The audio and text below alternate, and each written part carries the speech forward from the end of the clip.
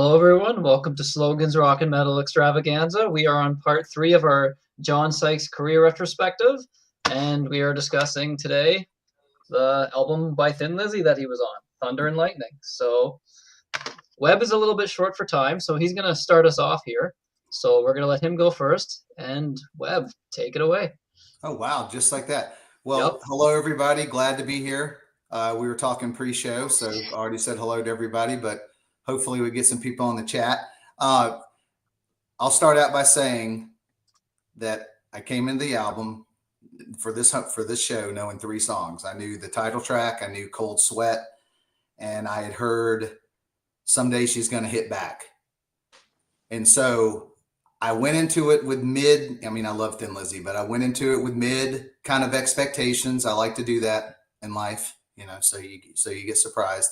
And I love this album. So anyway, I'm going to start out. I'll give you some of the facts. It came out in March of '83. Obviously, the first that when John Sykes joined came off of 2 albums from Tigers of Pantang in '81, and those were some smoking albums. Snowy White left. Let's bring in John Sykes, and I think it rejuvenated the band. I mean, it really did. And Darren Wharton on keys is more involved, right? He's writing more. He's co-writing some songs. Listen, unfortunately, this was their last album. I mean, they had a live album afterward, right? They had the live, and then I guess in '86, Phil passed. He was not in good shape. I'll talk a little bit about that with the vocals. Some of the vocals sound like he's just got a scorched throat from all the abuse or whatever he'd been doing to himself for so many years. So with that, I'm going to go into the album. Okay. I got one word for the first song, the title track. What word do you think it is? What do they say? Bombastic. I'm going to say goddamn, because that's what they say. Right? Right. Okay. So, so it starts out, the storm's brewing, right? It's got the little bit of that storm sound, which I think is perfect, right? And then it just kicks in. And I think it's Lizzy saying, all right, this is 1983 Lizzy, a little bit of new wave, British heavy metal and sound, which they, kind of had, but definitely more metallic sound. I don't know if it's Sykes in there, but it's definitely more metallic compared especially to Renegade. And it's a drag race out of the gate. It is, right? Tons of words for Phil to spew out. It kind of sounds like he's exhausted by the time you get to the chorus. I mean, that's a lot of words. Don't you, Webb, don't you feel when you listen to this song that it teeters? It always feels like it's going to go off the rails, but he always manages word-wise to keep it going. It's like, whoa, hold on, Phil. Right, exactly, DC. It sounds like he's about to fall behind it. I mean, I wonder how many takes he had to do, but man, it's just the band's on fire. Downey drives the race car. Love Brian Downey, probably top 10, 15 drummers of all time for me. I'm going to have to ask about the solos. Well, I'm going to have to confer to Danny and you guys because sometimes, I'm like, okay, that's Scott Gorham. Okay, that's Sykes, but they trade off so well too. I put that the first solo is Scott. It sounds like that's Gorham playing the first solo. He takes the first one. He's been in the band forever, right? And it's awesome. Just the sound. The sound of this. It just has that metallic sound. And that I said Darren Wharton solo. I wrote goddamn. He's bringing it. And then John comes, and then let's talk about Sykes solo. His influence. He comes in. He has a little bit. Doesn't he have a little bit more metallic tone than Scott, do you think, on this one? In the whole album, that's just his sound, right? Yes. Absolutely. Yeah. And a little speedier, right? Always a little bit more pace, a lot more notes. I can hear that tone that's going to go into the Whitesnake album in a few years, and I just think it's a great way to start the record. I felt like I don't smoke cigarettes, but I felt like I needed a cigarette after the song. Really. And I could imagine like punk rockers, even though that scene had kind of died, like just slamming for this song, and kind of has a Ready to Rumble feel. He sounds like he wants to fight. Okay. And then who else can say this but Phil Lynott? It was Saturday night when heavy rock was born. That's the last lyric of this. And who else can do that but Phil? And he delivers it with, I wrote this with a throat that sounds scorched from 100,000 cigarettes. Yeah. I gave it a 5 out of 5. Okay. So that's a hell of a way to start an album. Okay. So they're back. You know, if people thought, maybe they're fading, they're on a down, you know, they're on a downward trend, they're back. Let's go into the second song. This is the one. I love the feel of it on the beat, you know, Downey's hitting on every beat, 1, 2, 3, 4, that buck, buck. And Phil's voice sounds better on this one. I think it's a little better. The verses, sometimes he has that, you know, on this whole album, it's kind of it's like he's struggling a little bit, but the choruses sound good. So I don't know if they put some extra effects on the chorus or it just sounds better. Cowbell in this one, can't go wrong with the cowbell.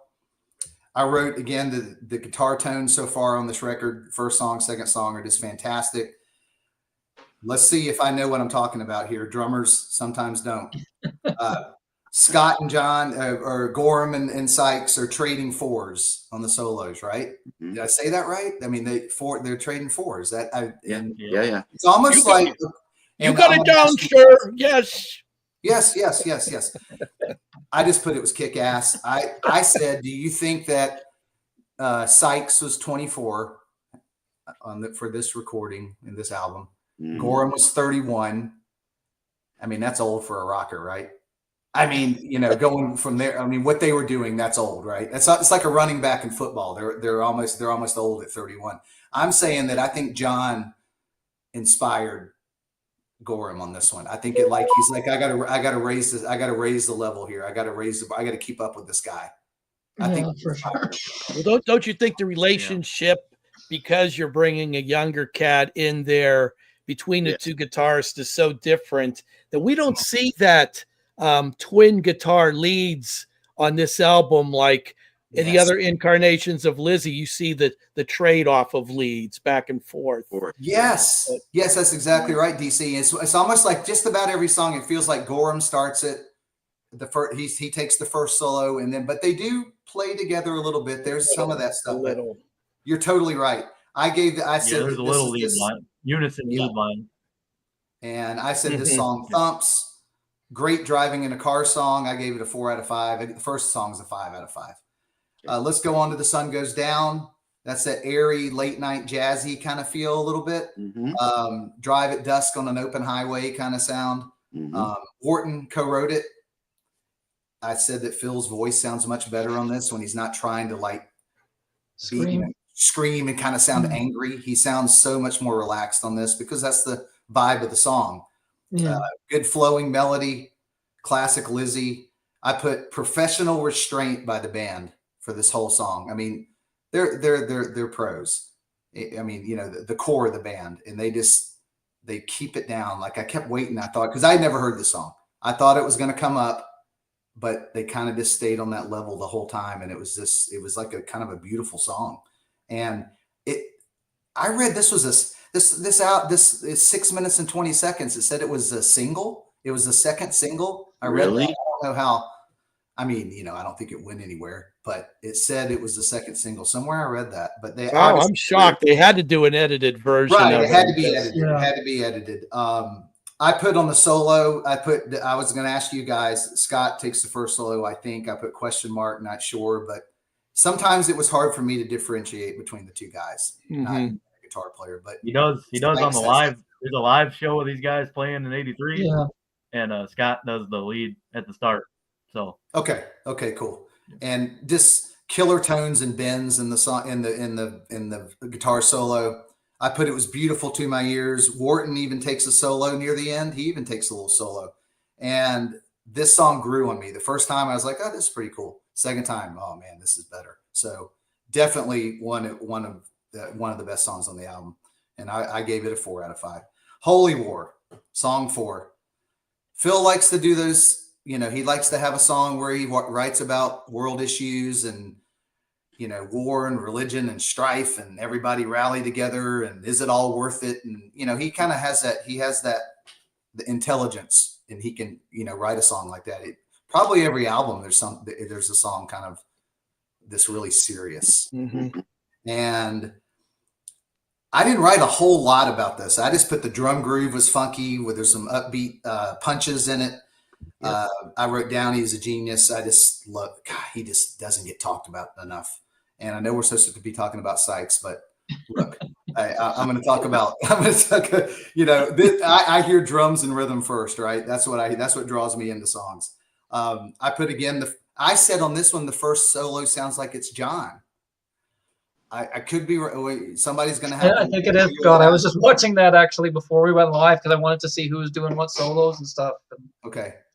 It sounded like, because I'm like, okay, now I know really what Sykes sounds like. I'd heard some of his other stuff, obviously, but it sounded like that was him. And I don't know if there were even 2 solos on this. I don't know. And I put killer drum fills again. I gave it a 4 out of 5. Cold Sweat. My God, what are you going to say? Goddamn again. They were like, all right, boys, let's kick it. Let's kick some Lizzy ass again. Sykes co-wrote this, or probably wrote all the music, wouldn't you think? Or maybe collaborated with Phil on this. Yeah. So this is his stamp, right? Because I did read that most of the songs were already written before he came in, except this one, and this is pure John Sykes, right? Yeah. That riff is so simple, but it's genius, right? Danny will probably say, yeah. I mean, it's simple. It's not, it's not anything that it hasn't been kind of heard before, but I mean, it's just like genius. And I simple put the solo, I put the solo as Super Sykes, like Superman Sykes. It's like a symphony of guitars. And I love the tempo. It's not rushed. It's not dragged. I know it, but man, that live version, I know we're jumping off this up, but the live version of Cold Sweat is amped up. And that's the first version I heard of it, was that one. And then, the one in the studio is a little bit less energy, but it still just smokes. Perfect Link song. Surprised it didn't attract more attention because it was a single. I just can't believe that it didn't catch on. Yeah, I think this song could have leapt right off the Jailbreak album. I mean, Sykes comes in. If he's only going to do one co-write, he knew what Lizzy was all about at their most popular level. And like I said, when I hear this tune off the album, this is, if you told me and I was unaware and told me this is an extra track from Jailbreak, I said, oh yeah, makes sense. Yeah, I can believe that. So, or even like Bad Reputation or something. Sounds kind of has that. Yeah, any of that little, right in that era. That era. Yeah, totally agree. I mean, that's a 5 out of 5. Come on, you can't give this. That's just a perfect song. Let's go to the next one. Someday She's Gonna Hit Back. Co-write with Wharton again. Has the Lizzy Gallop. I love the Lizzy Gallop feel. I mean, it's just, they just know how to do it. I like how the catchy background vocals, the title of the song during the verse, right? They're saying it in the background the whole time. I thought that was pretty cool. Listen to it again. It just has them all through the verses. They're saying someday she's going to hit back after Phil delivers a line. I thought that was pretty cool. Really smart. It was. Yes. And the verses flow. I wrote, this is like the patented Lizzy sound on this song. This is probably we lost somebody. Logan's gone. He said he couldn't hear us. He's going to jump back on them. Okay. I just put the groove so well. Downey and Phil, Brian Downey and Phil are just locked in like a nut to a bolt. You know how long it took me to come up with that? I'm kidding. So I put, obviously, I mean, Cold Sweat is my favorite song on the album, just because this is so balls out. But this is probably this is like the catchiest song to me. I just love this song, and it's stuck in my head more than any of the other songs as I was doing the homework for this. And Wharton's solo, he's like, well, I co-wrote it. I'm going to do a solo on here. And what is the sound? It's like symphonic. It sounds like a guitar. I mean, the synth. Yeah. And synth. Definitely. Symphonic and speedy, I wrote. Yeah. And tell me, DC's would know this too. And all you guys would know this, except me. Would was symphonic metal already happening in like 82, 83? I mean, was it like that kind of symphony? You know what? I don't know if it was. I'm just saying this might be kind of like jazz fusion. They had a lot of it. Well, yeah. With Jan Hammer and Chick Corea. Yeah. They were doing a lot of that stuff, and the rockers were emulating it in their solos. Okay. I'm talking about the keyboard players. Right. Yeah, Danny's got it nailed down there. It was creeping into the rock, but in the jazz world, it'd been a thing for a bit of time. So I got to tell you one more thing about this song. That's a good word for that. Creepy.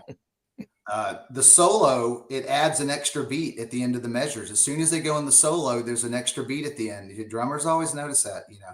Are you bringing mathematics into this? Because I'm done. They were playing in 6, now they're in 7. They were in drummers. 8, you a bar. You're right. Your math. But no. Okay, so there's about 4 drum fills in this. I got to talk Downey for a second. I got to give him some love. Those smooth. I mean, those fills are just so powerful and smooth. I put the one he does at 3:13. This like I had to listen. I had to rewind. I had to back up and listen to it like 4 times in a row. He's just on fire. And they keep that extra beat going for the rest of the song. Yes. They just throw it in there and then they keep it going. And they're probably like, let's see if anybody notices this. And they're just master songwriters. I put what a flourishing ending. And one of the drum fills is so fast it reminds me of Bonham's fills on Achilles' Last Stand. The ones that sounds like a fan. You hear every note. I don't know how he does it. So I gave that song a 5 out of 5. Okay. Close to being. Don't cut me off yet. Baby, Please Don't Go. Classic Lizzy upbeat shuffle, right? I mean, Downey can shuffle with the best of them. This is so smooth. The background vocals again are singing the title and the verses, so they do that on 2 songs. And it's just cool. I just thought it was cool. I never heard any of these songs. Sounds like Sykes is soloing furiously, but is Scott in there with him too? It sounded like only one person soloing on this, and it sounded like Sykes to me. One of you guys can add. I didn't write any of that down in my notes because,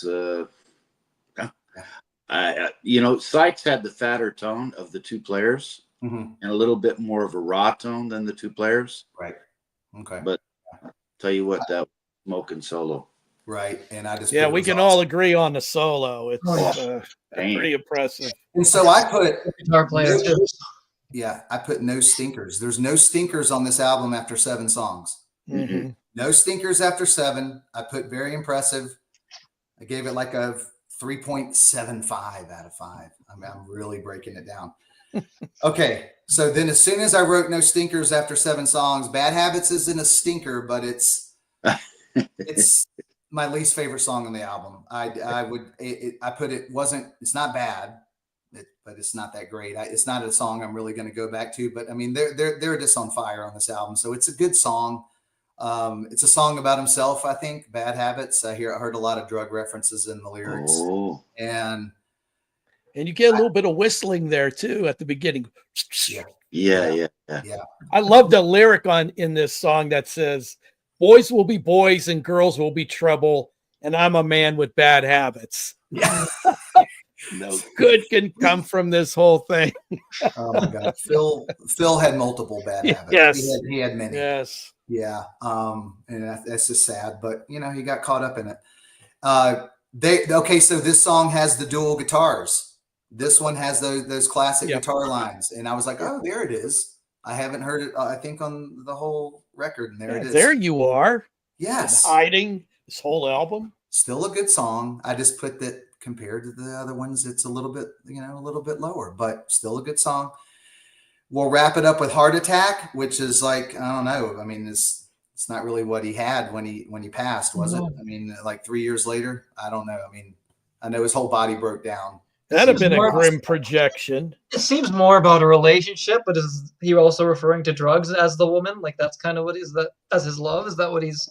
It's kind of hard to tell if he's writing about a woman or if it's actually about a drug. I don't know. Yeah, well, I don't know, but hey, I wrote it was standard Lizzy standard fair Lizzy, but that's good. And cool guitars. Okay, I hear a riff. Don't ask me to sing a guitar riff, but I hear a little bit of a riff from one of my favorite Lizzy songs, "Killer Without a Cause," off of Bad Reputation. And there's a little bit of the riff in here. There's a little bit of that. I hear it in there. Damn it, I heard it. My ears heard it, so it's there. And my ears perked up a little bit with that. Really cool guitar solo section. Gorham and Sykes playing well off each other, which they did on the whole album. Yes. Good teamwork is what I wrote for them. Right. Good teamwork. Excellent. Maybe they were competing a little bit. It's like a little bit of a lotto battle. I mean, I don't know if that's a good thing. Right. You don't want to be the lackey. Right. No. Yeah. Yeah. And so I wrote, what does the panel think about how, do you think that they he's looking at John, he's like, damn, I got to turn my game up a little bit. Even though what does he have to prove? I mean, he's already proven himself. I think it was probably a two-way street because he's looking at the younger cat, and just like you put that sports analogy out there. Oh, here comes the first round draft pick running back that's going to take my job. And Sykes is thinking, God, Scott Gorham and his reputation, and probably it was a nice give and take between the two of them. As far as I could hear. If a guy came into my band and tried to and was like that, I would certainly elevate my level and my intensity a lot higher and show the whippersnapper who the boss was. That's right. Without having I mean, because 7 years age difference in rock and in rock and roll lifestyle, like I said, that's a long time. Quite a big difference. Youngster. That's right, Daddy. These young punks, just like with the sports ball, come in there, think they're going to run the show. You let them know right from the beginning. Hey, baby, it ain't going that way. DC, you need to grab Dick Smallwood back there. That sounds like a Dick Smallwood comment. So, hey, I got to the end of the album. It was better than I ever thought it would be. I'm as Grant would say on his end, I was turned on by the record, and I really enjoyed discovering it. I'm definitely going to listen to it more. I had only 2 songs on my Lizzy playlist. I only had Cold Sweat in the first song, so I added a few more, and I'm going to be listening to it. DC. I gave it an 8.5 out of 10. Oh, but that's a better 8.5 than the Atomic Playboys. Yeah, more legitimate, I would say. Good job. I mean, maybe a 9. I know you guys might even say it's a 10 if you guys rank it, but I loved it, and that's all I got to say. And I can't wait to hear you guys talk about it too. That's a great summation. Thank you. That was a perfect summation. We share a lot of thoughts on this. Always love your in-depth analysis and even bringing math into it. Yeah, I'll begrudgingly agree. All right. Well, who's next? Go over to DC, and he's going to draw some cartoons for us. Hello, folks. Speaking of young punks, I got the living crap beat out of me yesterday. I'm surprised I could even get here on the program. But, I love the vaudeville, but for a rock album, hey, give it a thumbs up. I think I need to leave again, guys. What the heck is going on here? Logan's got Muppet phobia, or whatever the hell that's called. Well, Webb covered a lot of the things that I was going to say about the album. Oh, that's okay. It's we all are kind of in the same place with our love for this band and everything, so it's not surprising we have similar thoughts. I don't know how they chose John Sykes. Did the boys in Lizzy think they're looking at the early 80s and thinking they need to make a little bit of a turnaround or a change? You want me to tell you, DC? I can sir. tell you. I was going to wait until I went, but no, go. Sykes had a song called "Please Don't Leave Me," but I guess first, Tigers of Pantang were signed to MCA, right? And he had one more single to release under the contract. So he had the song "Please Don't Leave Me," and he wanted Phil to be the singer on that song. And Chris Sangrides, who is the guy who does the producing on this album, he also produced some of Tiger's albums. So he kind of made that connection happen. And yeah, you guys should check out that song, "Please Don't Leave Me." It's pretty cool. It's like a ballad kind of thing. But that's kind of how they all got connected. And then they asked him to join Lizzy because Snowy White just left. So that's kind of how it happened. Cool. Thank you, Logan, my musical son, for saving my ass. That old blowhard DC was going on and on, just making up shit.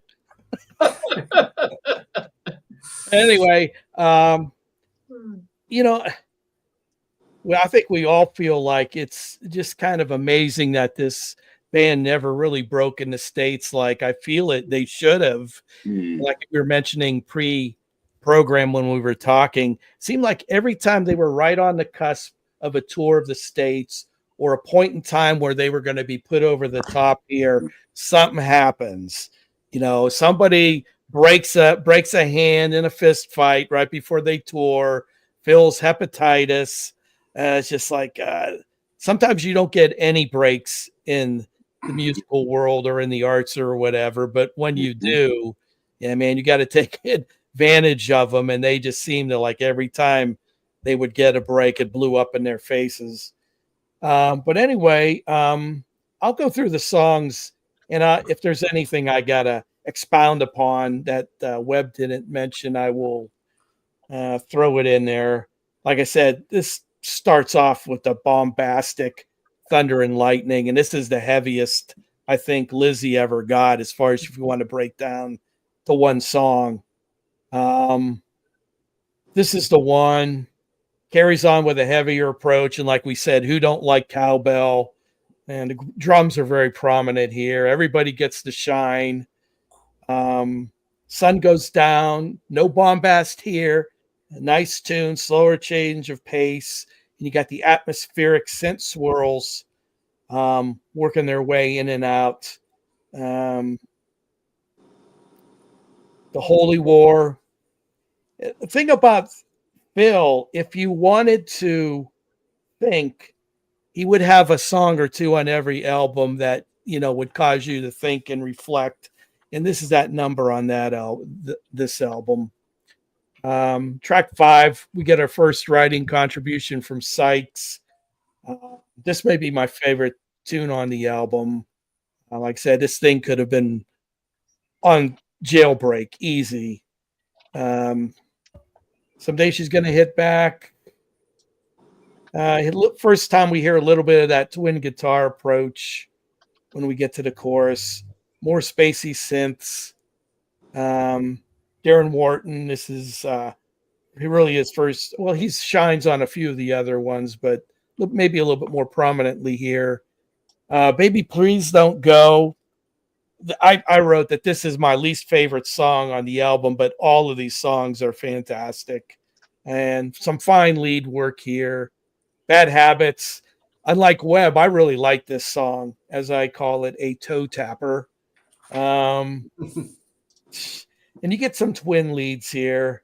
And I had mentioned that about the one lyric that I really like. And then we get Heart Attack, and the boys finish out this album with a rocker to kick us in the ass, just the way it should be. And if I was to rate this album, and I'm a little bit more generous, I think my grading is my final score for Atomic Playboy shows, I give this album a stone cold 10. I love all 9 songs on it. And even the one that I like a little bit less, I don't skip it. I could put this album on start to finish and be completely satisfied musically. Musically. Simmer down, everybody. Yeah. So that's my 2 cents worth for it. But yeah, great album. One of my favorites from them. Their last go round. Boom. Yeah. Nice. DC, I don't think you said something about track 2. This is the one. Did I miss that? Yeah, he did. Oh, sorry. Oops. Yeah. I just said that it carries on the approach from the first tune and the cowbell. Everyone likes cowbell, don't we? Yeah. And the drums were prominent. That's okay. Everybody gets to shine on here. Great tune, great chorus. Keys in the background add a really different element. And they really do come in and out, just perfectly. So yeah. I looked up certifications because you're talking about never hitting it big, but the only album, of course, Jailbreak sold 500,000 in the. So they did go gold. I mean, over who knows when that happened. Sold 500,000. Yeah, 500,000. Yeah. Wow. and then platinum and a million in sales was. And then 100,000. It went gold in the UK too. 100,000 and gold in Canada, 50,000. But Johnny the Fox, you think it would ride the momentum, but it didn't certify. Yeah, I just did a show on Tom Curlis's channel about Johnny the Fox and Jailbreak, and we kind of talked about that a little bit. It's just crazy how Jailbreak, did something, and then Johnny the Fox just kind of.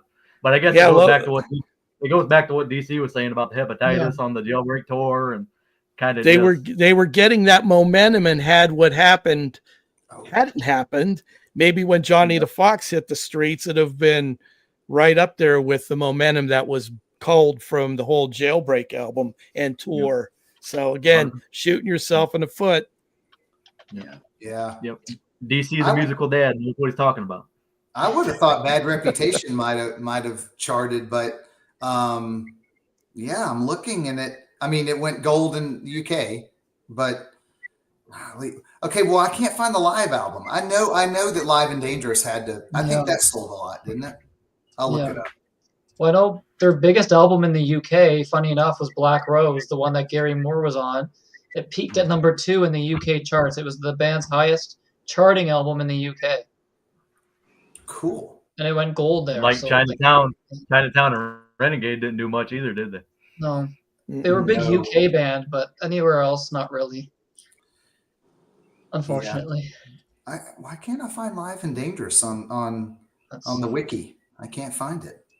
Are you on albums? Or are you on? Yeah, I'm just going through their albums on under Thin Lizzy, and it goes from Black Rose to Chinatown. Does it puts live albums separately? It doesn't put it. Yeah, okay, I'll find it because I know it had to chart.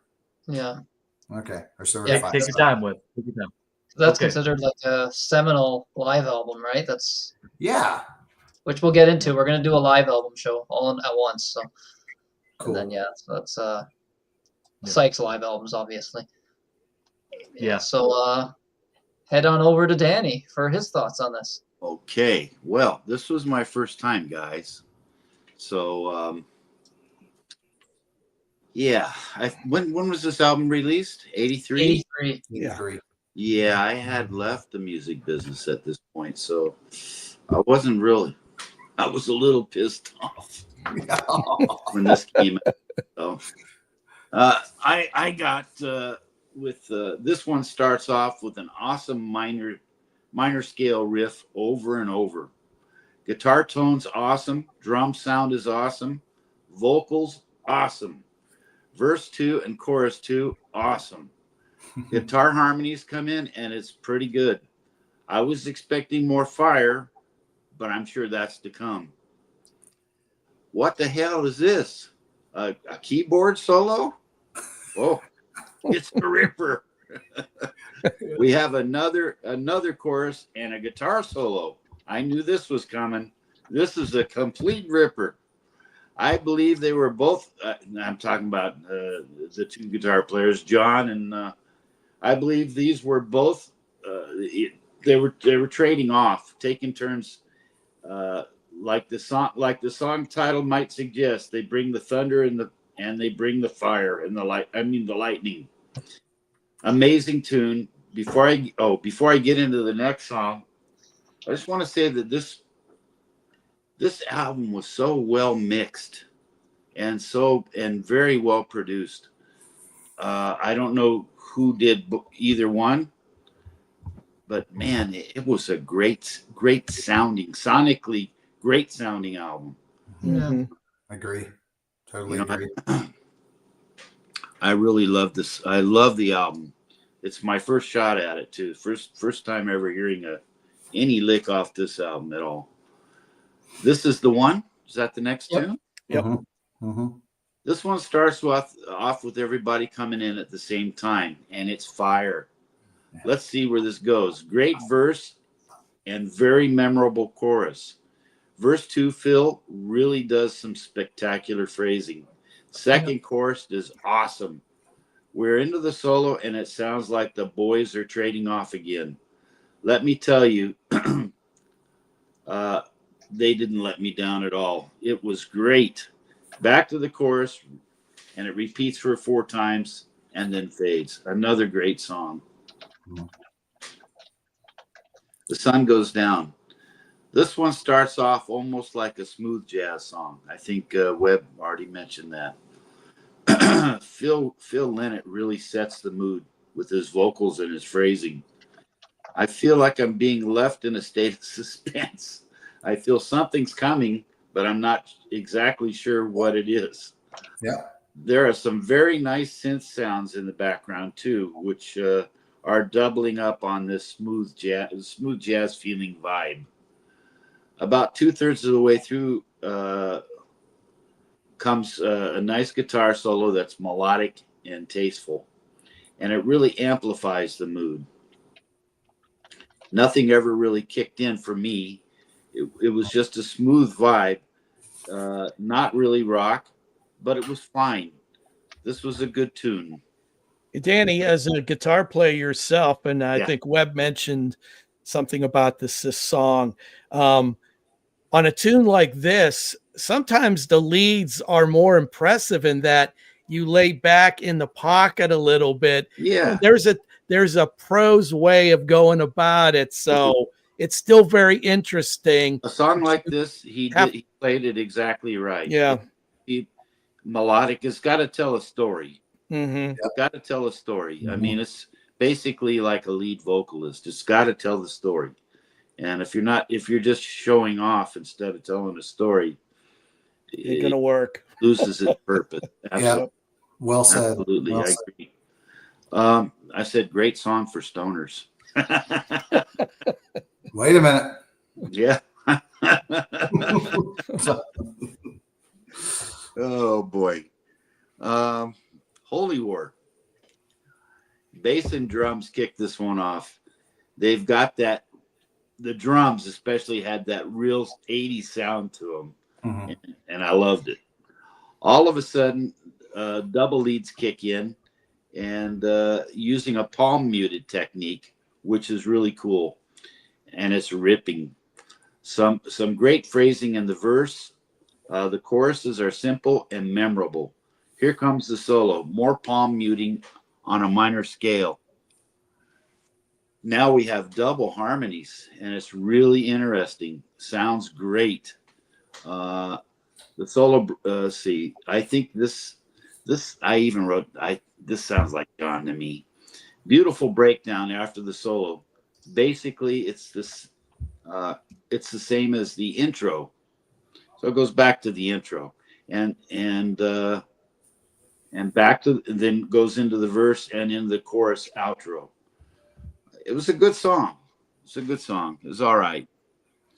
Not every song on this album was a 10 for me, but they were all good. Cold Sweat. Heavy guitar starts this fast tempo song off. Lynott comes in with a verse, and it's a rocker. The chorus arrives and is very memorable, and it goes back to the. I think in my notes I'm saying it's doubles up.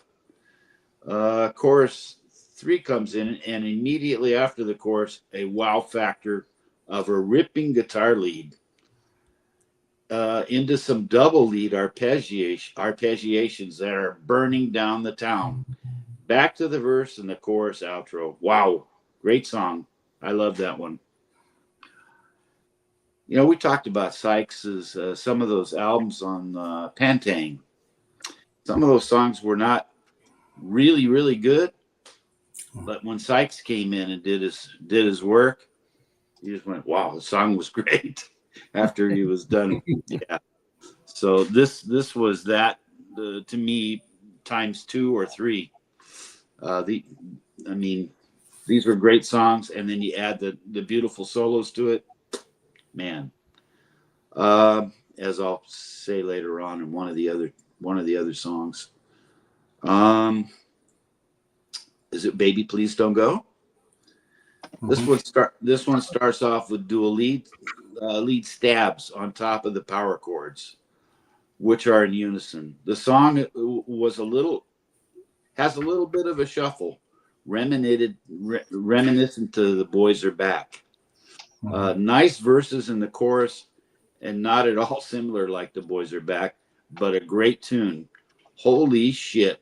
The solo was in, and boy, is he smoking it. I think these guys are taking turns. It's awesome. Both parts are outstanding. The chorus comes in pretty much much the same as the first and the second chorus. And once again, there's some beautiful soloing going on behind the chorus and all throughout the outro into a fade. Great song for any guitar player in my day. Anyone could learn from that, from those guys in my day. Definitely some great playing and going on. What's the next tune? Bad Habits. Yes, sir. Yes, sir. This one starts off a little bit tamer sounding, especially the rhythm guitar. Let's see where it goes. The first verse delivers what we know and love about Phil Lynott. The phrasing is nice with almost a talk vocal delivery. I love this. The chorus comes in and it's a bit more melodic but still with Phil's quirky phrasing. After the chorus, they pause and the boys turn up the Marshalls. I remember this. Turn up the Marshalls and the song's cranking almost sounds like a different tune at this point. This appears to be the bridge. Let's see. Some nice little guitar harmonies come in with one of the boys taking a couple quick solos.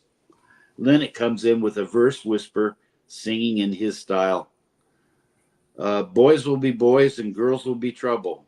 Boy, do I love that line. That is such a great line. I'm a man with bad habits.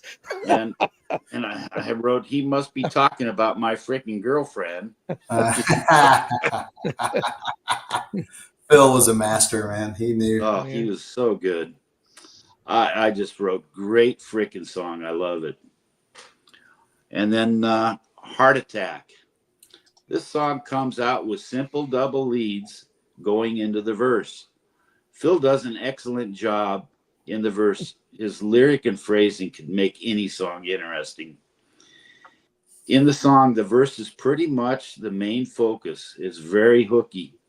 We have two leads coming in after the second chorus, and the boys trade off solos afterwards. I believe it's John that takes the first solo and Gary the second. The song basically ends the same way it started, with a great surprise ending. This song's really nice. So, man, it was my first listen. I wish it wouldn't have been. Yeah. I wish it wouldn't have been, because this album's a great album. I have to be with I think Webb gave this a 9. Is that right? Hey, I said 8.5, but 8.5. after DC, I'm DC like gave it a 8.75. Don't follow me, folks. I'm headed down the wrong road. I've got to give it a 9, and with some more listens, it might be a 10. Yeah. That's the thing. It's when you're new to an album, things hit you initially, but over repeated listens, other things come to the fore. So I know where you're coming from, Danny. Yeah. Exactly. That's right. That's exactly right, DC. Yep. That's it for me. Good job, Danny. That was awesome. Sweet. So we'll head over to Phil Lynott's grandson, apparently. Oh, his long lost cousin, man. I wanted to ask you, I wanted to reference the Loganpedia. Who the hell who's the keyboard player, brother? Darren Wharton is his name. Okay. Yeah. Oh yeah. Webb mentioned that. He started his own band later down the line called Dare, which are pretty good. He's really good. He's a great player. Yeah. Great stuff. All right. Guess Hey I'll get Logan, into can it. I say something before? Can I interrupt before you even Yeah. start? Go ahead, sir. No, I loved hearing Danny give the technical guitar analysis because I was like, cool. That's cool See, to hear from It's somebody. nice to have think two you were pros, guitar, and drums. Yes. No, I'm not. I think you were dead on that, on your, who was doing what, Webb. Yeah. It's just I tried to stay away from that as much as I could because on the first listen, I'd have to listen over and over and over and go, okay, I'm sure this is John and Yeah. that's the other guy. Or the other guy on one of the songs, definitely I think he was playing a Strat. And you can most certainly tell the difference immediately. But I stayed away from it on purpose. And maybe I shouldn't have. But I think you were dead on. Yeah.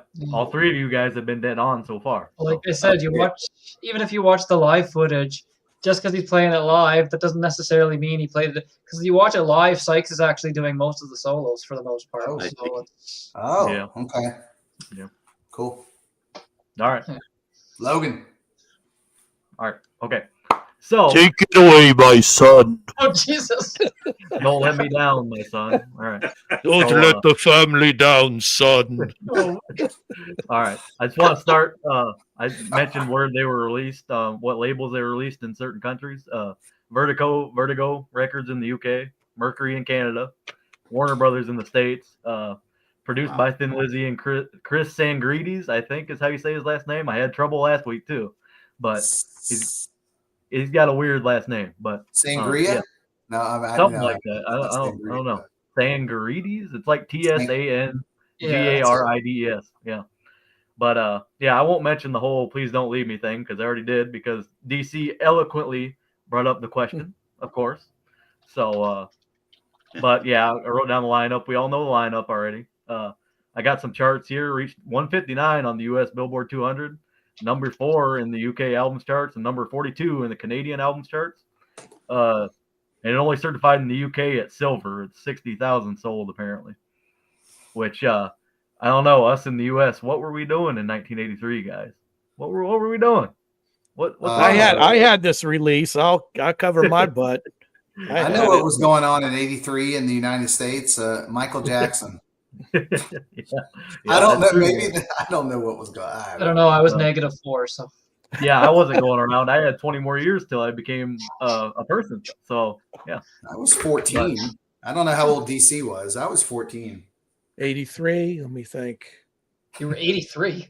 80. I wish a spry 83. ancient man. Currently 128. DC, you must reveal how old were you in '83? I'll tell you. Let me think. I was. No, I see. You can just say how old you are now, and we could do. Tell me when you were born, and I'll Carry tell the you. one. You got to carry the one. Don't forget. Wait a minute. 26. No, not 26. Oh, boy. DC, Wait a what year minute. were you born? See, Matt, What- 56. So you were 13 years older than me. So you were, yes, you were 20. I was 14. You were 27. Okay. All right. Sorry, Logan. Well, at least we know now. No, it's good. We Numbers cloud my brain. All right, how old okay, was Danny? We're going to interrupt Logan. 29. Again. How old was Danny in '83? Oh boy. 29. You two guys. Yeah, 29. We have all ranges of age covered here. Yeah. Yeah, We do. that's the important thing. Sorry, Logan. That's Okay. older than Logan is now. Jesus Christ. I know. But when I heard this 8 was, years I older wasn't than born Logan is for now. Oh, my 20 God. years past this album. It was like I was ready to pass out. Oh boy. All right, okay. I'll get into the I might be your musical grandfather. No, musical great grandfather. Uh-oh. All right. We're getting too in the tangent territory, so I'll rein it back in a little bit. I'll start with Thunder and Lightning, the title track. Album starts with some loud thunder crashes, which we talked about. Kicks right into a great descending riff, minor riff, like Danny said before the song really starts. Feels great, frenetic vocals, and a nice heavy riff accompanying the verses. Chorus is very anthemic in this one. We get our first lead break with, I think Webb's right. I just wrote down Sykes and Gorham playing some uniquely Lizzy unison lead lines and parts. It's a great keyboard solo that really lets Darren Wharton show off his skills before the guitars and keyboards play this unison ascending guitar line. And then Sykes takes the solo and, just kind of amps the song up to another level, like what we were talking about.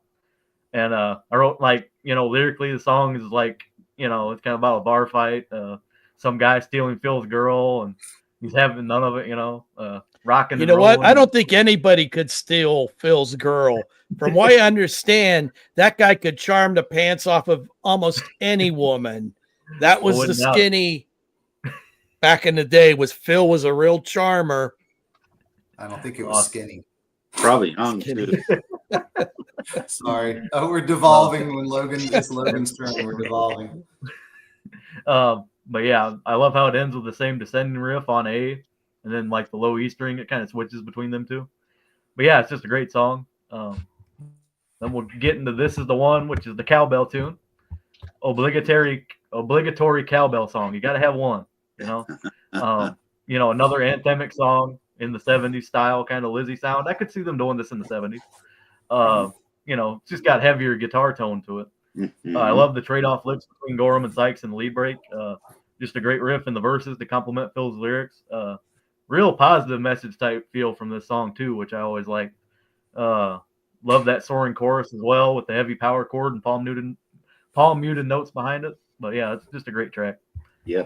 So we'll get into The Sun Goes Down, which has like an atmospheric, slower pace, to it. This one relies heavy on like keyboard work and some nice bass work from Phil, really giving the song a darker feeling. The guitar's playing nice, clean minor chords throughout the verses, kind of gives like a sad feeling a little bit. And Brian just plays like a simplistic rhythm on the drums that just matches everything really well. Really like the slight echo on Phil's vocals here as well, again lending into the atmosphere. Yeah. Great emotional solo too in the middle of the track. Just short and concise, fits the song perfect. Yeah, and it's just a great emotion-filled ballad kind of song. And Wharton really gets to show off some cool keyboard work towards the last minute or two. With Phil's spoken words in between the chorus line, I love that part. But yeah, I love that ending note too. It just drones and then it just fades away. It's a great track. Kind of atmospheric like that. Logan then we get to. Did I freeze? Oh no, I froze up. Can you guys hear me still? I don't know what's going on with that. Yeah. Well, you want me to leave or you want me to just keep going? No, you're good. No, We can still hear you. It's fine. It'll kick back in. You're fine. All right. So we get a nice bass and drum groove on the Holy War to kick the song off before that Thin Lizzy guitar duo sound kicks in with excellent lead and rhythm work. Phil getting a little bit introspective on the song, writing about topics like religion and war that we've touched on. It's just like anthemic, like Thunder and Lightning was. The chorus is just waiting for a crowd to sing along with it. It's got great lead solos in the song, which, I think is Scott and Sykes really playing off each other. Love those last couple high notes that are played in unison too. Nice breakdown with Phil, and it sounds like there's a woman singing with him on this, but I couldn't find like any information about that because I looked, but it sounds like there's a girl like kind of reciting what he's saying. But yeah, I think you are, but she's uncredited. Yeah, I don't know what's up with that, but maybe she was just hanging out in the studio, DC. Yeah, she's waiting to be charmed. Yes. Some random woman waiting to be charmed by Phil. That's the woman that Phil got back in the bar fight in Thunder and Lightning. Yes. It's a concept album, guys. It all comes around. It's a concept album. It's just one word. I said one word to describe the Holy War as epic. Another knockout on this album to me that wraps up a great side one. Then we'll get to Cold Sweat, which is one song that Sykes gets writing credit with Phil on this album as a side 2 opener. Song kicks off with a heavy guitar riff based in I think it's F sharp to E, and then it goes to A to B, and then it switches B to A, which Danny might know what I'm talking about. If you listen to it. Technical. Yeah. Wow. Yeah. I did a little bit. I know I don't want to brag, but I do know how to play this riff. I'm not going to say I know how to play the solo. Okay, calm down. I'm not John Sykes, but Logan. Sykes shows off some of his pinch harmonics, which he'll do later down the line. More in Blue Murder, kind of. He does that a lot more. Yeah. And I think the lyrics are awesome. About a gambler who bets all his money. What does he say? Oh man, I spent a whole month's wages. I ain't seen that much in ages. I might spend it in stages and move off to Las Vegas, right? It's just awesome, man. Phil, I mean, I talked about this on Tom's show. He's just one of my favorite lyricists like ever. Yeah. I just love when he does. Yeah, it's really good. Yep. And I love the unison break in the song with the drums and the bass playing that, da da da, and then the, all the guitar stuff going on with the tapping, and it's just awesome.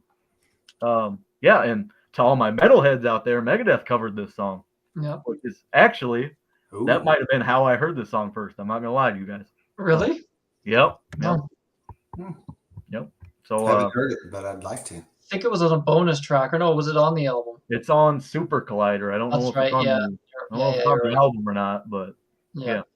Yep. So we'll get to Someday She's Gonna Hit Back, which I'd make a hitting motion, but I'm still froze up. So we get a return to the Thunder and Lightning title track in this song. Thank you guys for doing it for me.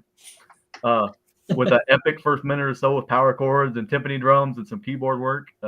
Phil comes in for the first verse, and I like the use of backing vocals in the song. Really brings the song together with every line ending with the title song, And I think this is like a kind of a rare topic for a rock band to touch on around this time, like abuse and the relationship and stuff. Yeah. You can't think of much bands doing that around this time. Love the guitar and keyboard arrangements in this tune, especially playing off each other nice, like in a dramatic way. Wharton gets a nice keyboard solo in the middle, and there's a bunch of guitar solos after. And I want to point out some of Brian Downey's finest drum fills on this album to me. I don't know if Webb heard it like this, but I don't know what you're talking about. Someday She Didn't Hit Back. That song, like in the end of the verses, he always does like a fill, like crazy fills all over the place. It's great stuff. He's unbelievable. Yeah, I agree with you, man. He's one of the best, I think. Sorry, I know it's John Sykes, but I mean, Thin Lizzy, man, you can't just talk about one guy. It's just like a unit, Yeah. But yeah, love the return to that guitar keyboard arrangement at the end of this song with the band really giving a great ending to this track. Yeah, it's just a classic, It's great. Then we get Baby Please Don't Go, which is I actually thought when I was first getting into Thin Lizzy, because I was gonna say the same thing. I know what I'm thinking. Yep. I thought this would be the cover that AC/DC and Ted Nugent did, I did too. I did too. Yep. I thought that for the longest time, and then I heard it. I'm like, whoa, it's just a completely different song. That's awesome. But yeah, I think this is one of the more emotional, sad tunes on the album, I guess, lyrically. Phil gives a great vocal performance on this one. You feel every word he sings, Music right out of the gate kind of has a sadness to it, with that nice keyboard and drum fills, and it's got that shuffle groove that Danny was talking about. Some great use again of backing vocals. Sounds like Phil overdubbed some vocals on there. Love the melodic guitar line behind the chorus, really adding that sadder type feeling. Love the great little instrumental bridge section that leads into some of my favorite leads on the album for me. Yeah, it's just an underlooked gem is how I finished my notes for that one. That's a great track. And then we'll get to, boys will be boys and girls will be trouble. Bad habits. So, it's got a great catchy riff. I'm gonna get technical here, guys. On the E chord, doubles up on acoustic throughout. I didn't write the other. I should have figured out the other. Yeah, I know. I dropped the ball there. It's on the E though. It starts on the E chord. Love the chorus line of the song though. Sounds just like 70s Lizzy with those soaring leads that break nicely into the heavy section of the track.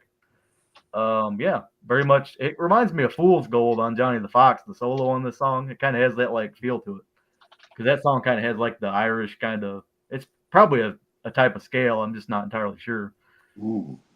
It's something like that. But love Phil's vocals on this one. All reverb and delayed. So you hear every line he sings 2 or 3 times over. It's pretty cool. It's a cool little rock tune, and I could have seen it being a single. I don't know if it was or not. I didn't check the singles, but yeah, I could have seen it being a single. So we'll get to Heart Attack, which is the last song of the last Thin Lizzy album, and aptly titled, I guess. This one thematically goes with "Baby Please Don't Go." Phil really feels all these lyrics as his delivery is just so real and heartfelt. Great use of backing vocals again on this one. Yeah. Those great Lizzy unison lines return to the "Mama, I'm dying" part, which breaks nicely into more, some more unison stuff they do.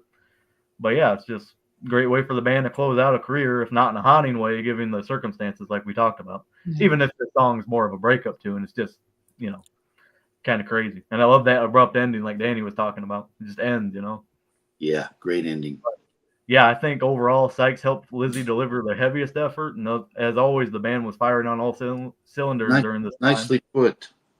Yep. With Phil writing some of his best lyrics on relationships and war and religion, all the stuff. Oh, I said relationships, war, religion, and bar fights. So, yeah, that's that. One of my favorite Four of Lizzy a albums. kind, I think. 4 of a kind. Yep. Yeah, I give this a 10. So awesome. There's good job. There's probably 4 or 5 Lizzy albums I probably would give a 10. Got the cowbell. Here we go, little cowbell action here for you. Find my cowbell. This is my short one. I have a longer one. I don't know what the hell happened to it. Okay. Simmer down. Simmer down. I don't know what happened to my long one. Now I just have my short one. Oh yeah, we all got a long cowbell. I'm with Logan. I think there are about 4 Lizzy albums I would rate a 10. Yeah, I'm pretty generous with my 10s. I mean, same. If I like every song, then it's a 10 for me. That's how I go. I could even have a couple I don't like because I fully expect an album that's that engaging to go in a couple of tunes that aren't going to be in my wheelhouse. I'll still give those 10s. But I think I got about 4 Lizzy albums I would rate a 10. Yeah. Yep. Jailbreak, Johnny the Fox. Maybe Johnny. I'm putting words in your mouth there for that, but maybe. Not Johnny the Fox. Nightlife and Fighting. Nightlife's got a nice soul vibe going in there as well. That I could probably do 5 guys. I could do Thunder, Jailbreak, Johnny the Fox, Fighting, Black Rose. Ooh, Black Rose. Yeah.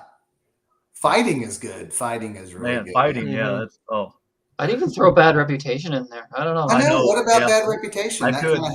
So many great albums. It's it's such a strong catalog. So underrated. Their worst album might be an 8, right? I mean, how many bands can say that? I don't even know what their worst album is. I mean, the first one is the first 2 or 3 they're finding their way, but there's good stuff on there as well. Yeah, Tales of Blue Orphanage has 3 or 4 Shades of Blue. Yeah, Shades of Blue Orphanages. Yeah, Shades. Sorry, Tales. Shades. Yeah. You're thinking Tales of the Unexpected, aren't you? Yes. Yeah. I'm still stuck on Marino. that. Yeah. All right. So their final album, and Logan. What a way to start off their final. That's so weird. I'm looking at Logan frozen now. It's weird now that he's not talking. That's how we're going to remember him. That's how we're going to remember Logan. I can leave if you guys want me to. I'm just going to stay like this the entire time while I'm talking. How do you know I'm not? Maybe I am. Maybe I'm just a good ventriloquist. Maybe he's been studying mime. He's been studying mime for the last year, and that's his pose. Ventriloquist. DC was doing it good there for a while. Oh, my God. Oh, yeah. Let's all freeze. Let us all freeze. It's spreading from panel to panel.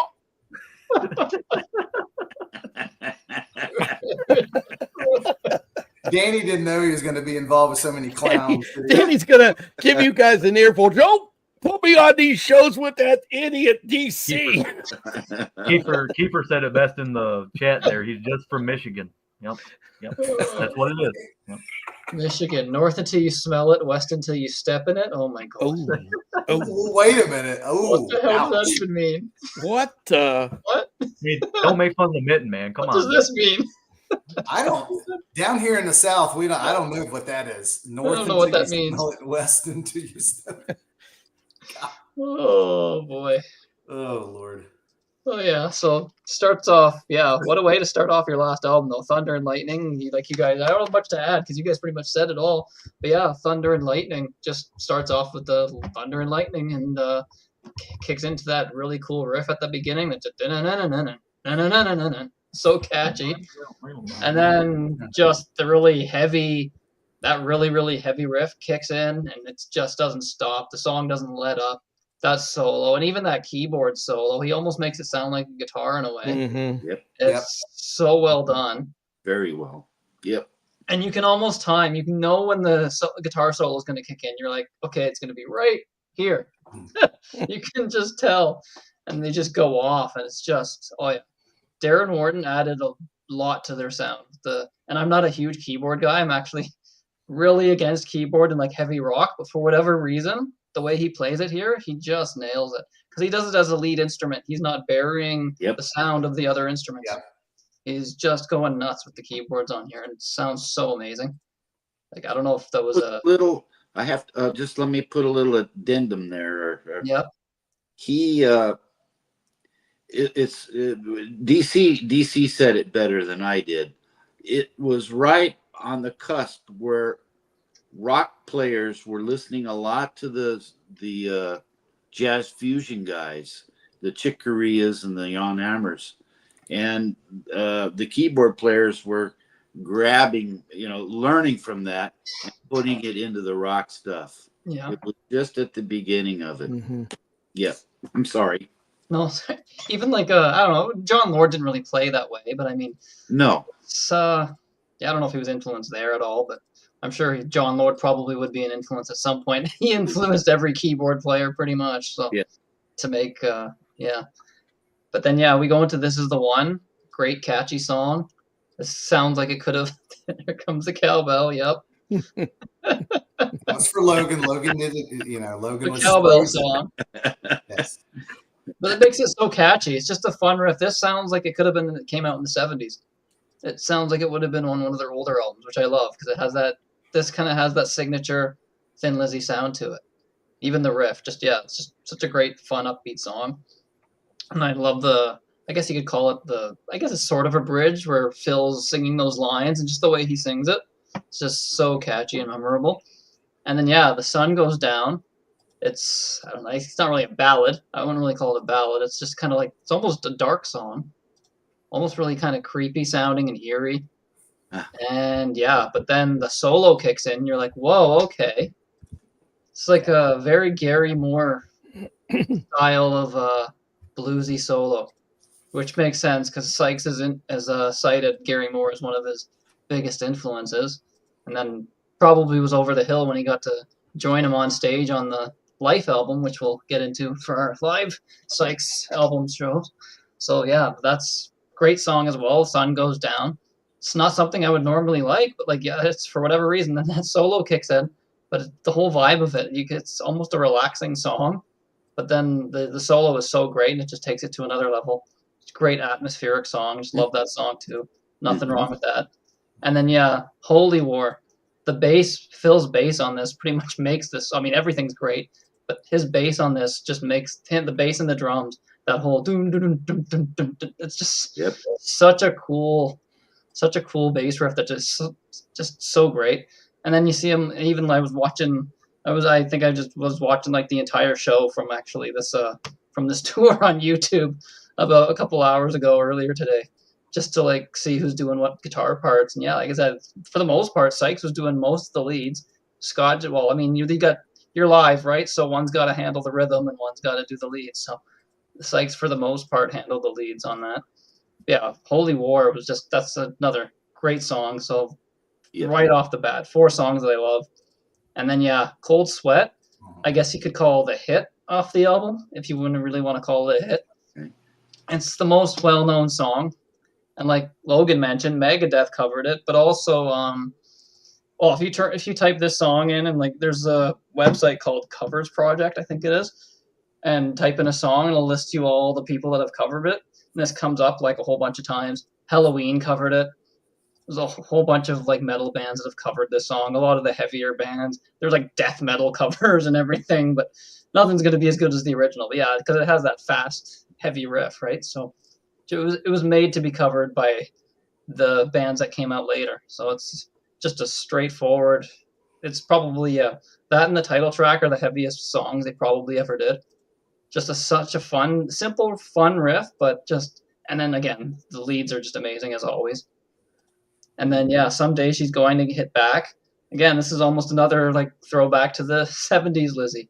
It kind of has that feel to it, which is, yeah, another great song. Lyrically, it sounds like it's almost about domestic abuse is what I picked up from it. I don't know about like one day she's going to hit back and defend herself kind of thing. Like Phil was great at telling these stories. I'm hoping that's not from experience, but I'm hoping that he just made that up for the sake of the song. But yeah, it was a great song. Just very catchy. Like they did such a great job at making like songs that were heavy but catchy still. And it's just, yeah, very memorable choruses, verses, everything. And then, yeah, Baby Please Don't Go. Like I said, I thought this was going to be the that old blues cover that AC/DC and so many other bands have covered, which I probably wouldn't have minded. Lizzy probably could have pulled it off. But this is actually cool hearing like their own song. Completely different thing altogether. It's great fun. Just a good fun, like, like that, I guess, boogie shuffle, I guess you could call it. Just a great fun rock song. Bad Habits, almost, yeah, that sounds like almost like Boys Are Back in Town Part 2, kind of. It kind of has that feel to it, but still a great song. Yeah, this is the Women Are Trouble song. It's a great song. Yeah, lyrically, yeah, Phil was a genius with his lyrics. Yes. He had a great way with words. Yes, he did. Wordsmith. Yeah, wordsmith. And it was simple words too. It was not he was writing anything like fancy, but just the way he worded everything was just so well done. Yeah, it's you totally get it. And I mean, like I keep on going back to that one line: "Boys will be boys, and girls will be trouble." And I'm a man with bad habits. It's simply said, but oh, so true. But the way even the way he sings it, the way his voice, because he's got a talking kind of voice. Yep. Yeah. He may not be like the most prolific singer, but like he's got a very good, unique voice. And he does the whole kind of talking. Yep. Well, he was very influenced by Hendrix. Hendrix kind of had that sort of thing going, right? The very fast, like speaking kind of voice. So but it worked well for the music. Like if you were to take those lyrics and apply them to like, say, I don't know, Kiss, and you hear Gene singing them, it might be a little bit, you might laugh at it. I don't know. Yeah. Probably, yes. But Phil sells it. It's got crazy. a lot of swagger.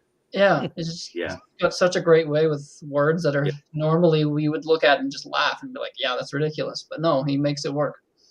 And then, Heart Attack, another good, fun, high energy song. It's kind of sad because what he's writing about, and you know what would happen. Like he's gone, like 4 years later? 85 or 86? Yeah, a couple of years later. Yeah, so only 3 years after this came out, like he was already gone. So it's a shame. That's how, it's funny because the last song on their last album, and that's kind of what it's about, I guess, his battles with, it's either a heartbreak song or you could almost apply it to addiction. I don't know, but it's a great, overall, just a great album. I like every song. So for the first time ever, we have 3 10s. Whoa, awesome. Wow. Awesome. Well, I feel bad for 875. Get out of here. Now go back. Web, this is your last time on this channel. Okay. It's got cut. Yeah, this got cut. Oh well. Fake Sykes fan. No.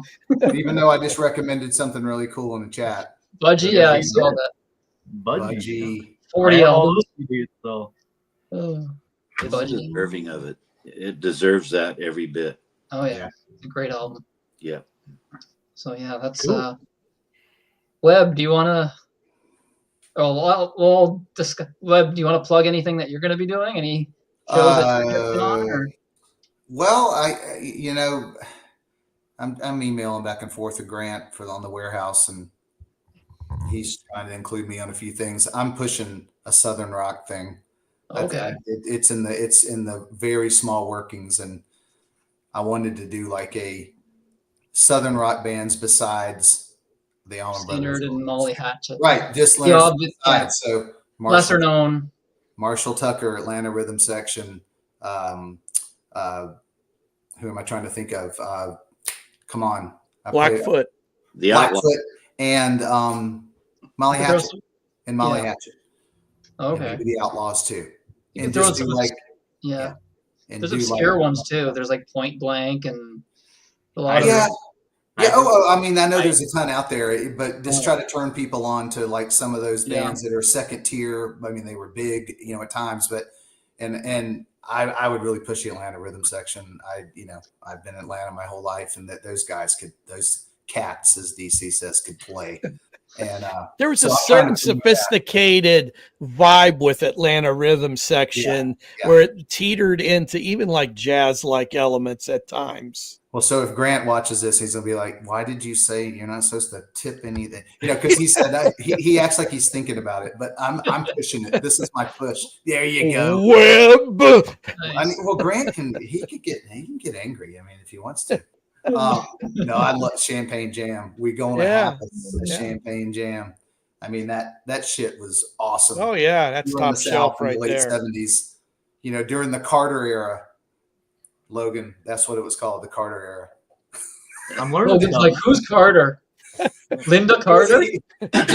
Linda or Dixie? Logan's like, if you hadn't just died, I wouldn't have known who he was. But man, Southern Rock kicked ass there for like 4 or 5 years, like 75 to 80. And then it kind of didn't last long. It's one of those genres that just for whatever reason. But they had Billboard hits. I mean, all those bands had they sure did. Flirting with Disaster. I mean, they sure did. Yep. So anyway, that's it, and that's it. But I thanks for letting me be on, guys. And of course, always welcome. Thanks for coming on, man. Pleasure. Yeah, nice to meet you, Danny. I love everything you said, brother. And DC, hey, DC's so fun to work with. DC's DC, man. DC's DC. Are we wrapping it up, or am I leaving early? It's up to you. We're just gonna get DC to plug anything that he's doing. Okay, sorry, DC. Well, I mean, I've got some stuff scheduled with Grant. The yearly top tens. I think we're up to 89 now. Is the next one, and we got a couple irons in the fire. But I don't have my master calendar here. But within the next month or so, you'll see my smiling face on his programming. Couple times at least. DC is a regular. DC is a patent. Kind of a regular. This cavalcade of commenters. And do you want to say your website if anyone's into like art and wants to check that out? Well, actually, I'm kind of semi-retired at this point, but I still do have a website, and I've got a small stable of clients I do work for every month, but I'm not hitting it like I was. And being a freelancer for 40 years. God, your life is not your own. But if you're interested, it's darylcollins.com, and Daryl is spelled Darryll. And you'll see more of my artwork there than you ever thought you would care to look at. But there's a shit ton of work up there. So that's cool. Awesome. So then Danny, what's Danny up to? Danny's just working his butt off and trying to keep his girlfriend in line. Don't pick up any bad habits. Impossible. Oh my God. Okay. Look where we've started. Logan, what are you up to? What's on your horizon? Well, tomorrow we're going to be listening to 4 bands, Sydney, right? Yep. 4 bands. Yep. Kentucky. Oh, 3 bands, 4 albums, 3 bands. Okay, Kentucky, Louisiana, and Maine. Should be fun. And you remember, Logan, I thought you were from Kentucky. Yes, his family and stuff is from Kentucky. Yeah, that's terrible Blair. Sorry, guys. Can't read that. It says Gotcha. The band is Gotcha. It's a terrible name, but Logan, don't forget to mention the family picnic in May. Well, we got a family picnic coming up. DC there's a band from Louisiana called Survivor. Go figure. Interesting. I don't know how many bands were called Survivor. Good Probably Lord. lots, actually. I'm wondering if that was pre-actual Survivor. Is that like 79, same year? Oh, I get the one from Maine, Sun Gods in Exile. Yeah, some interesting bands. Yeah, should be some fun. Tomorrow at 12 o'clock Eastern, so that'll go live tomorrow. That'll be fun. And then next week we move on to Blue Murder, which will feature me, Logan, and Davey. Danny's going to come back, I'm assuming. Danny likes to be on all our episodes now. He's basically a co-host at this point. It's going to be Whitesnake, Sydney, not Blue Murder. Oh, Well, you sorry. have- Sorry. Oh my God. I'm going. Yeah, sorry. White Snake next, not Blue Murder. I'm jumping ahead. White Snake. White Snake next. Yeah, I'll start talking about Blue Murder. What the hell is this guy talking about? We got to Well- start over again. We got to start over again. We gotta do this whole show You're again. gonna talk 15 minutes or 30 minutes about how he got screwed, right? I mean, I don't know. We won't get into that, but I mean, at least Yeah, he's so on that's it. that one's gonna be Joseph Tom. Sudo, who has his Yeah. own show, Rock Show Critique. And who else is joining us? Tom Curlis from Curlis Mania. Ooh, Curlis. That's going to be a fun show. And Danny's going to be here as always. So, yeah, next week is White Snake. So that'll be fun. Perfect. And so I would like to thank Danny, as always, Webb, DC, and Logan. Hey, for- thanks, guys. I really enjoyed it. And Yeah. next time the planets align, I'll be glad to come on again. Of course. Web DC, great to meet Danny, you. nice to meet you. Webb, I'll be seeing you on down the highway as Yes, sir. Sydney and Logan. We cross paths quite a bit. Yep. Mhm. Oh, I'll see Logan at the family picnic in May. You got to bring the sandwiches. Don't forget. The family reunion. Don't bring that horrible coleslaw. Oh, God. Oh my God. He's from Oh, the God. South. Logan's going to be bringing grits and what else do you eat? I don't know. Hey, don't knock grits. Let's Brunch not use crackers. fighting words if you knock grits. I don't even know what grits are, so I don't know. Oh, well, you've never had them made the right way. I It's don't, not I don't know what that is. We'll I talk probably- about grits some other time. Canadian grits. Canadian grits. are better. Canadian grits. Canadian grits. Canadian. All right, peace out, guys. I'm out. All right. All right. All right, guys. See you, Thanks for doing it. Thanks. Take Thanks care. everybody for watching, and yeah, we'll see you tomorrow with our music hang up. So yeah, thanks everyone. See you later. Bye.